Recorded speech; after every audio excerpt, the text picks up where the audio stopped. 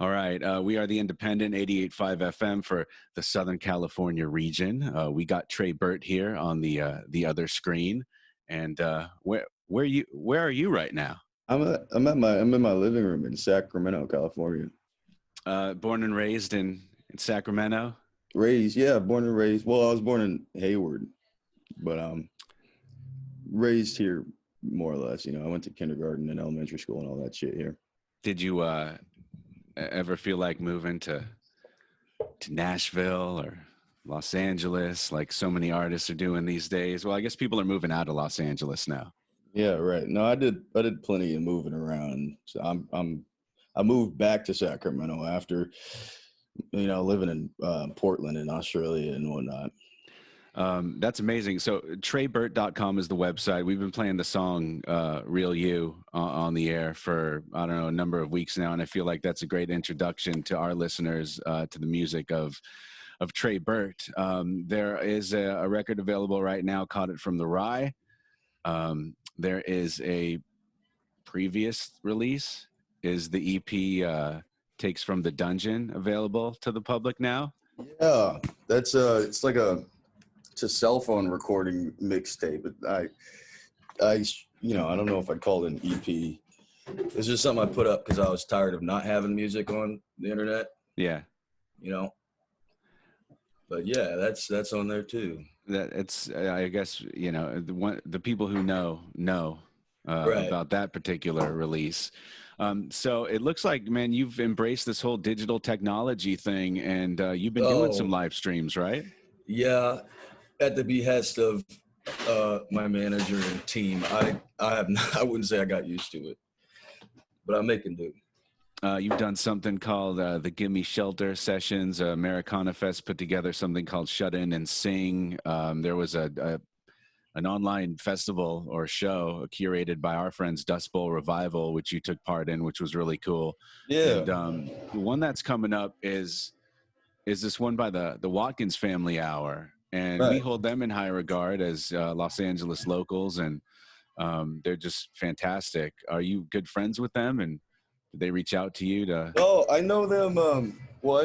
I don't know Sean Watkins, but I've always knew of him through my friend Tom Brousseau, who Sean used to play guitar and played guitar in a bunch of Tom's records. So I knew of him through there. I haven't met him yet. Nah. Well, that's coming up real soon. It's the Work From Home series by the Watkins Family Hour, and you can find that up online on your socials and treburt.com. So you said you moved around a little bit, lived in Australia for a time, and up in Portland. I was just reading, and hopefully you don't mind telling the story about really how the album came together. And then we'll kind of fast forward to your affiliation with John Prine's label. But, if I'm not mistaken, if what I read on the internet is correct, you were busking on the street and someone gave you a hefty tip, and that kind of spearheaded the whole record, right? Well, that was about two or 3 years before I started tracking the record. But yeah, it got me got me on the fast track towards doing a record for sure. What it did most is it got me touring. That money from busking, right, or that tip, it got me on the road, and the road got me writing those songs. And yeah. What was your first gig you ever played? Did you ever do like one of those open mics or something back home? Oh, totally. I did. Yeah. I did all of them. I did everything I could play. My first gig was when I was 14 at a yogurt shop around the corner from actually where I am now. Yeah, I played in the corner, no amp, on something called Second Saturday in Sacramento. It's like an art walk sort of thing. People are walking around, there's a crowd, and they go into the shops around Midtown. And I played in the yogurt shop. It was great. I used to ask artists, if there's any advice you would give to up and comers, and one of them said, you don't necessarily have to say yes to every opportunity, but I mean, get out there and play the yogurt shops and do the open mics, and all of that makes you a well-rounded individual as far as an artist and songwriter, and keeps you humble. And it seems like you've Mhm. sort of embraced that lifestyle, which is cool. Is that a Winnie the Pooh mug? That's fantastic. Yeah, it's a little get well bear thing. Yeah, we got a Who lot of great mugs. I love mugs. Who are you hanging out with? Are you seeing friends and family? Or you got food in the fridge and toilet paper in the Some food. cabinets? Yeah, I got some beans. No, I'm posted up with my roommates here. Um, also friends. So Also friends, also yeah, musicians. no, none of them are musicians. Music No, lovers. All of them right on. love. You know, Danny's spinning records right now. I don't know if it's too loud. No, no, that's good. Can't hear it. So this new record was released on your own, from what I Right. understand. And then, how did this whole relationship with Oh Boy Records come to fruition? Because it's a very interesting story and basically spearheaded by the late great John Prine. Right. Well, John's son Jody, who does operations for Old Boy, he found me um, when I released my record by myself. He found it on Spotify and reached out, and he told me he loved the record, but I kind of put it out of my mind that anything would come from the record from me releasing it that way, and I was already trying to work on another release, so Hmm.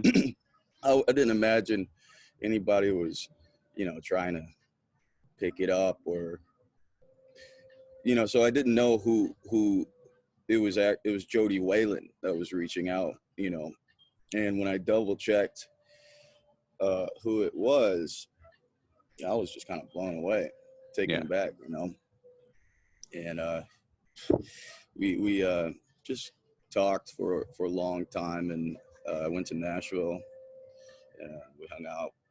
Um, I went by the headquarters. This was during Americana Festival of Uh-huh. uh, was it last year? 2 years ago? I don't know. No. Last year. And yeah, we just hung out and got to know each other, and then things came into place.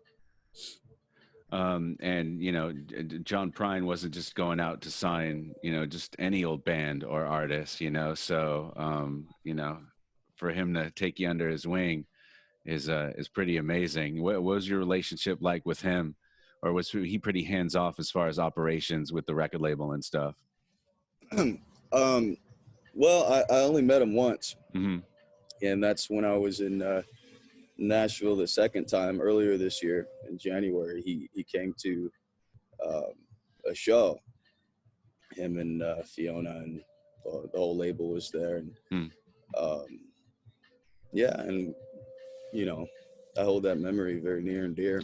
Yeah, it's fantastic. Are there any artists who, in your formative years, um, that you were listening to that made quite the impression on you, or any particular genres that you were leaning into heavily for a period of time? Because, if you're like me, you gotta go through phases, and there was a period of time where I wanted to know everything about punk rock, Right? Yeah, or everything about, folk music type of thing.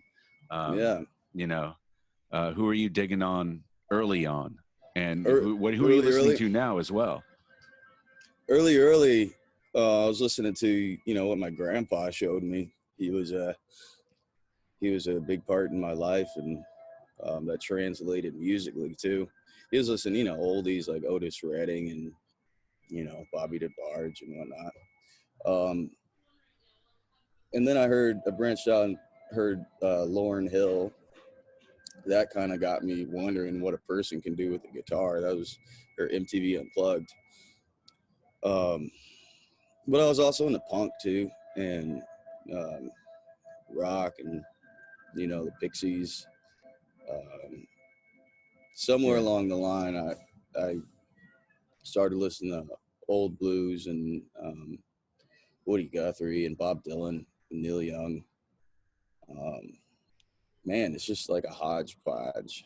Right. I mean, I feel Okay, like we could sorry. we could play the song that we have from you on the air, which we've been playing, real you, and it sounds just as good coming out of an Otis Redding song as it does coming out of a Bob Dylan song, as it Oh does coming shit, out of man. like a Stooges song. You know what I mean? In fact, I can't tell you more than a handful of times people say, "Man, that sounds like a young Bob Dylan."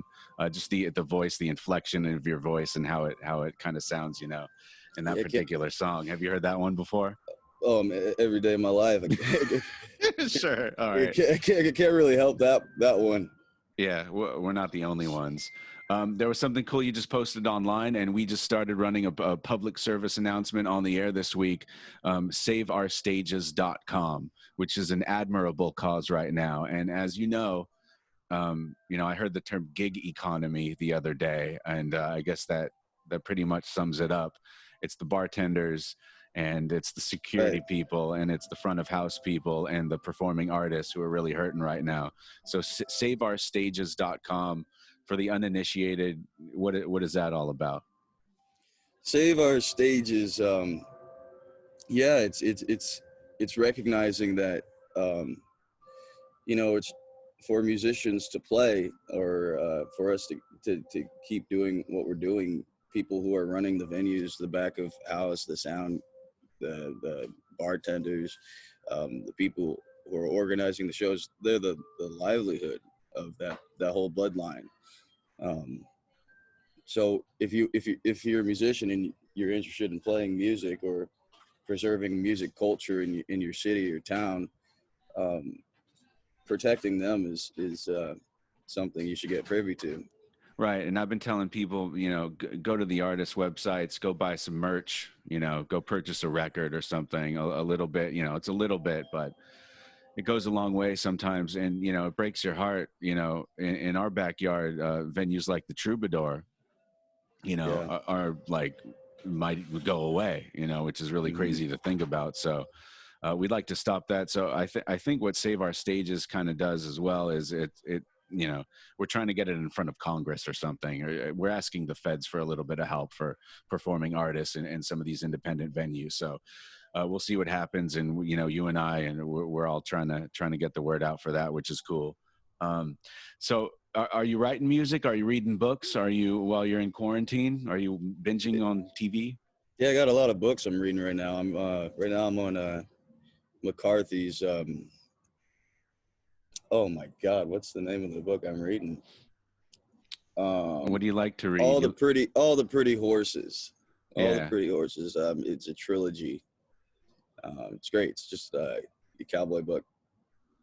That's cool, man. All my old punk rock friends are now wearing cowboy hats, believe it or not. I do believe that. Yeah, yeah. Um, I like to read books about rock and roll, and I have no time for that at all. Me and my wife are both working from home. We got a toddler running around.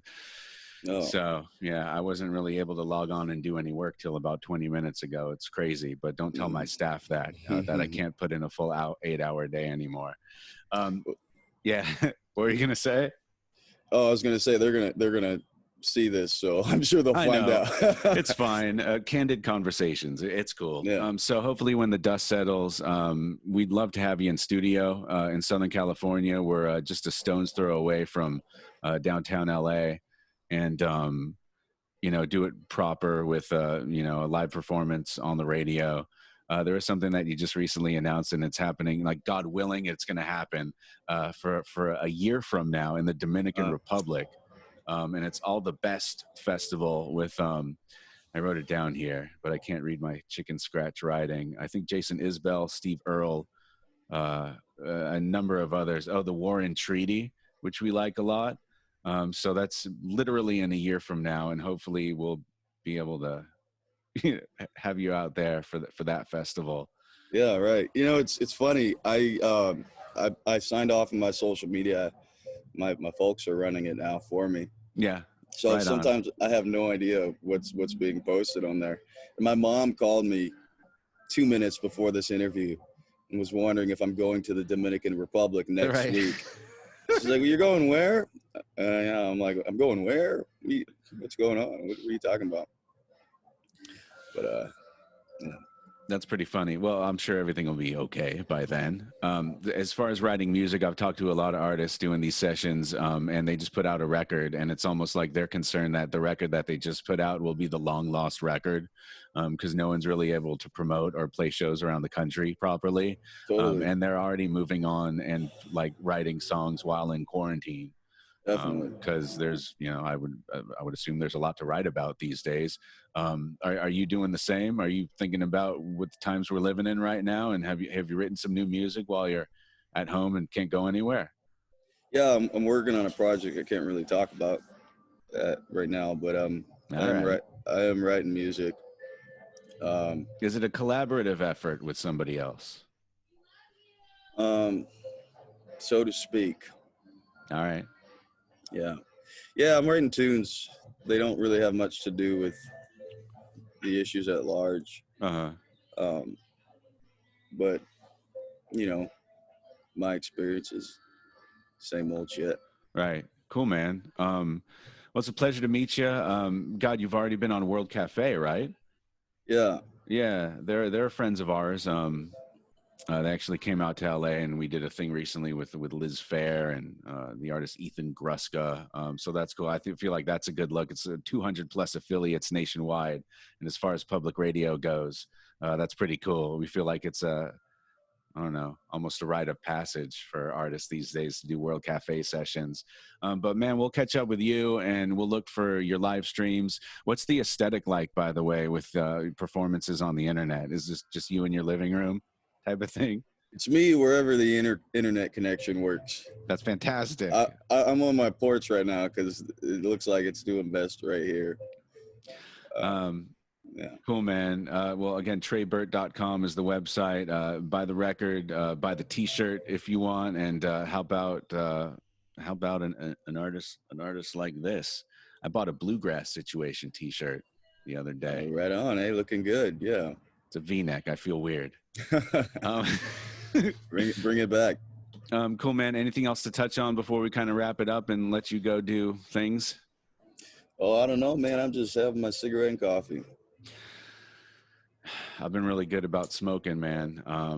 Because again, I got my family here, and we're all on top of each other. I think I'm Right, over yeah. the hump, actually. Oh, good. It's crazy because I was a pretty good smoker, to be quite honest with you. Dude, good luck to you. We love the single, Real You, on the air. And when that's when that gets burnt, although I don't feel like it's gonna get burnt for a while for us, we'll delve deep into the latest release from you. Right on. Yeah, thanks for taking the time. We hope to see you real soon. See you, Mark. Thanks. All right, later. Bye.